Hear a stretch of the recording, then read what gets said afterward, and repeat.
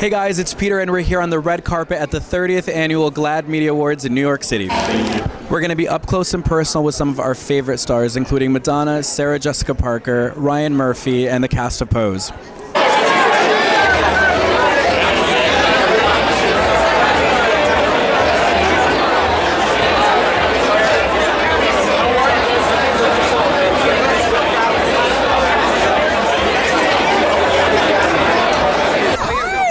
Beautiful, hallelujah, so first much of all. Hallelujah indeed. My friend Alan actually did your makeup for Watch What Happens Live. Oh my God, Alan Aponte. Love him. Such a great guy.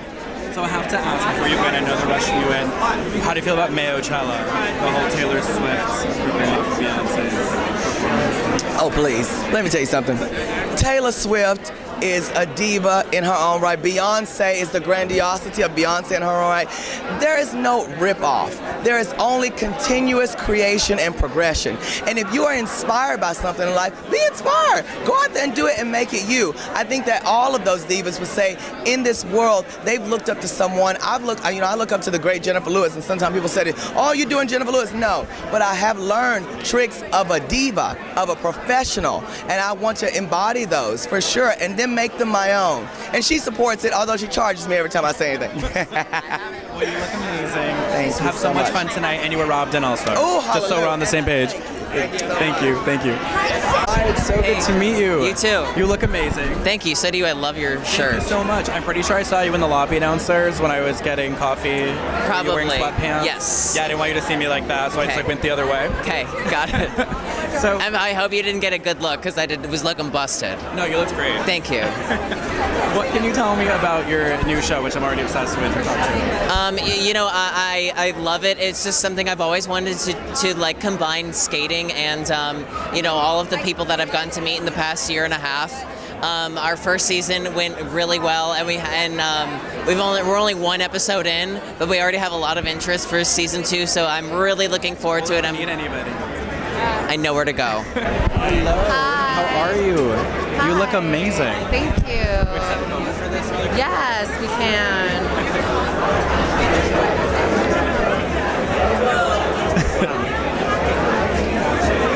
Okay, now that we got the important part. You look amazing. Thank you. What is it like being at the 30th Annual GLAAD Media Awards? Amazing. I hope I get to show up for all of the other ones. It's really beautiful being here. I really appreciate it. Sometimes I go into my little down-to-earth, earthy shell, and I'm just like, I want to stay home, I don't want to walk a red carpet. I don't want to go to a fancy big event, but not every day is their event that is specifically curated for queer people and queer talent. And I think that's why it's really important for me to be here.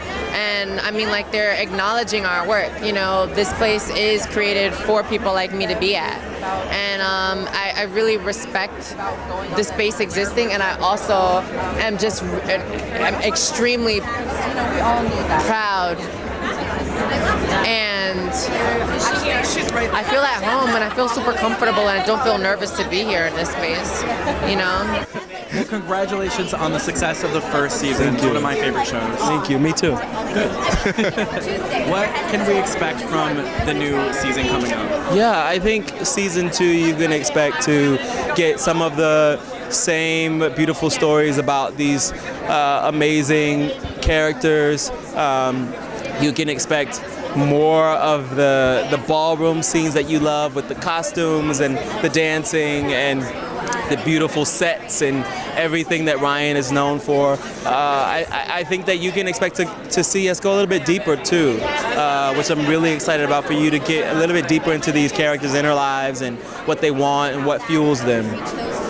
Even though the first season was so successful, was there a moment when you guys are nervous if it's going to get a second season? Absolutely. I think we are a show that's the first of its kind, and so when you're blazing a trail and doing something for the first time, you never really know how it's going to be received. And so although I knew the show was brilliant and I knew all the folks that were involved were incredible, I didn't know if the world would receive it and with open arms.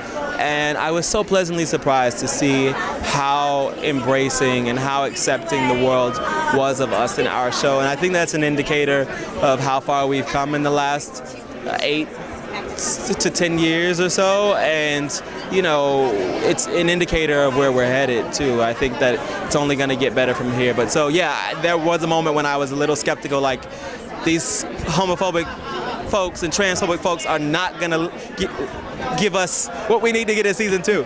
But FX has stood behind us, and Ryan Murphy has stood firm on his vision, and I'm supremely grateful to them for sticking to their guns and making it happen. Do you think that we'll ever get, I'm a big American Horror Story fan, do you think there will ever be like a Pose American Horror Story crossover? You know, I don't know, but maybe we'll get some Pose actors, Dyllon Burnside, on American Horror Story. You know, maybe that'll happen. Maybe Ricky will get an arc on American Horror Story.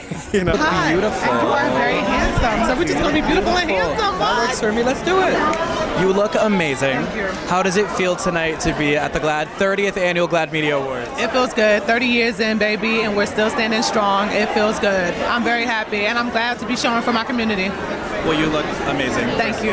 Thank you. So, what does it feel like to be honored tonight by the cast of Transparent? Whew, I mean, it feels amazing. It's insane to think that, you know, first it starts with such a show like that, and then it spirals into beautiful other shows that are coming out. Now there's women who are going to Cannes, you know, festival and are debuting as lead actresses in a trans role. Like, if it weren't for Transparent, if it weren't for women like Sylvia Rivera, if it weren't for like Marsha P. Johnson, then the list goes on, then we wouldn't have it. So it's everything. I love it. So the second season of Pose is about to be here finally. Yes, it is. Were you, I mean, obviously the first season was amazing, but were you ever nervous about getting a second season? I was. I'm not gonna even lie. I was a little nervous. I was just like, I hope the world receives us. You know, I mean, there's always so much things that are thrown at us. There are so many words that are thrown at us, and we get ostracized a lot outside of the industry. So like, to see that there was great reception, it feels good. So now it feels like, you know, second season is just on the road, and we're hoping for a third, fourth, fifth, seventh, eighth, ninth. So what can you, I know Ryan Murphy keeps everything under lock and key. He does. So without getting in trouble, what can you tell us about the second season of the show? Ooh, okay. Well, I do share some wonderful scenes with Miss Patti LuPone, y'all. And there are some musical theater girls out there and musical theater boys out there. Get ready, because we're serving it.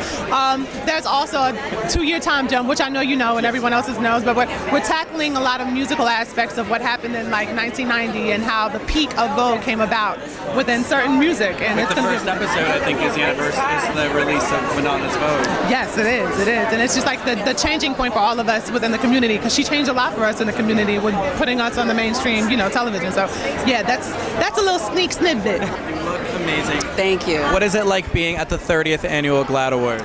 It's really like the best family reunion ever.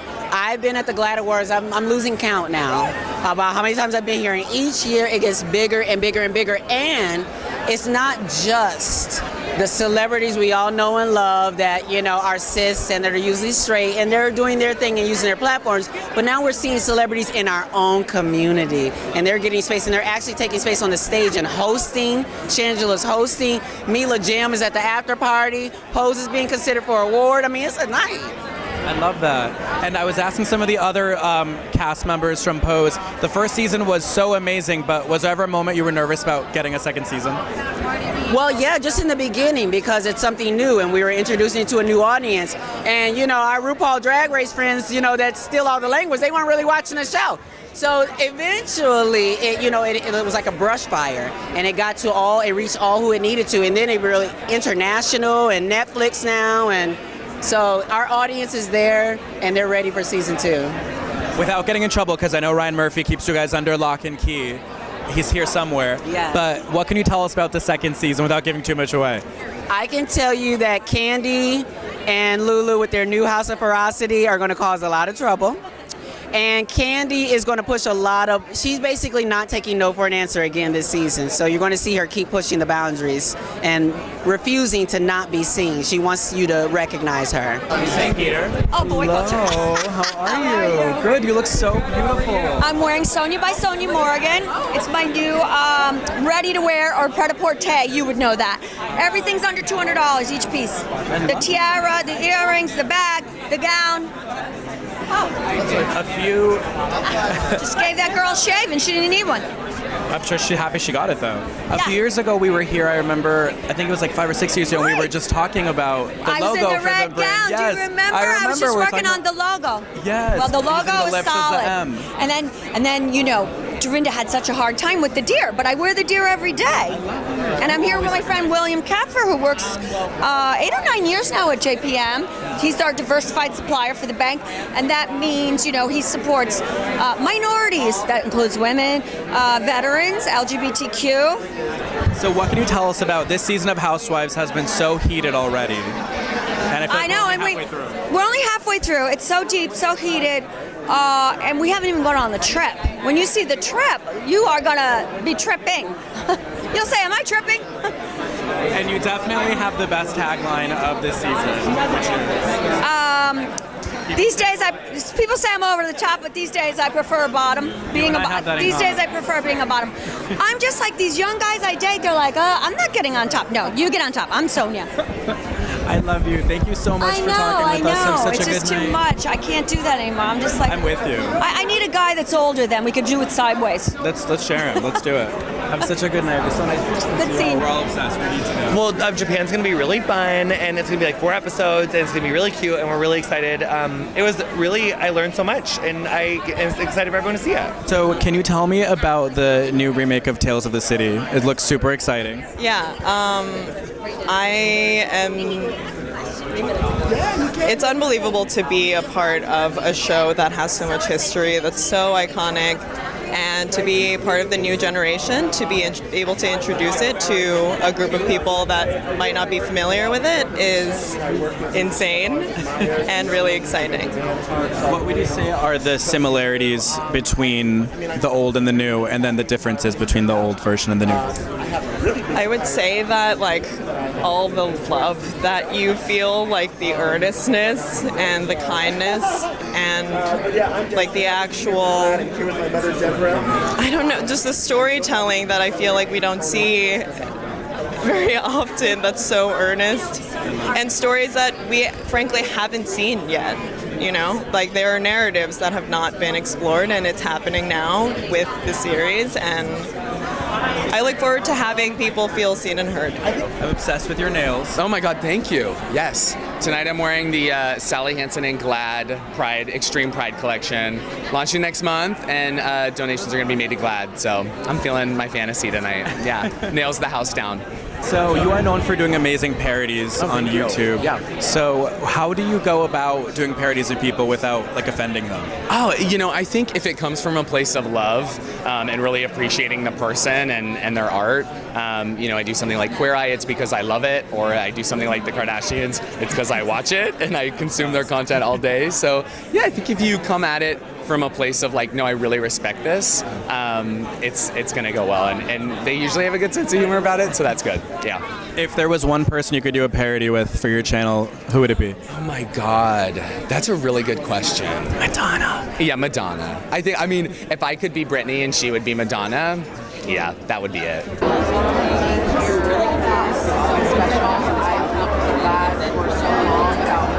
Especially with GLAAD, I feel like everybody gets their own voice, which is so special. And I feel like Transparent is one of those shows that really helped do that. Hope so. I think you're right. Yeah, I think it did.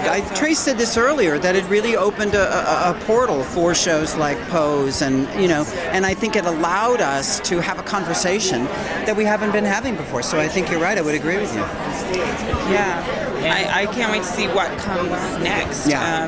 I know we're honoring Pose tonight for all of its brilliant work and the brilliant, brave actresses, and I just can't wait to see what happens next year with all of the other projects that are coming out that GLAAD is working with to make sure that they're done correctly.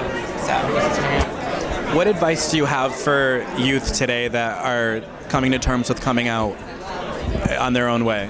My advice for youth today who's coming to terms with coming out, or who's on the verge of coming out, is do so boldly, and remember that you're part of one of the most diverse communities in the world, or let's call it the most diverse community in the world. So there's a place for you, there's a home for you, and the queer community is filled with love. So come out with open arms and you will be welcomed with open arms.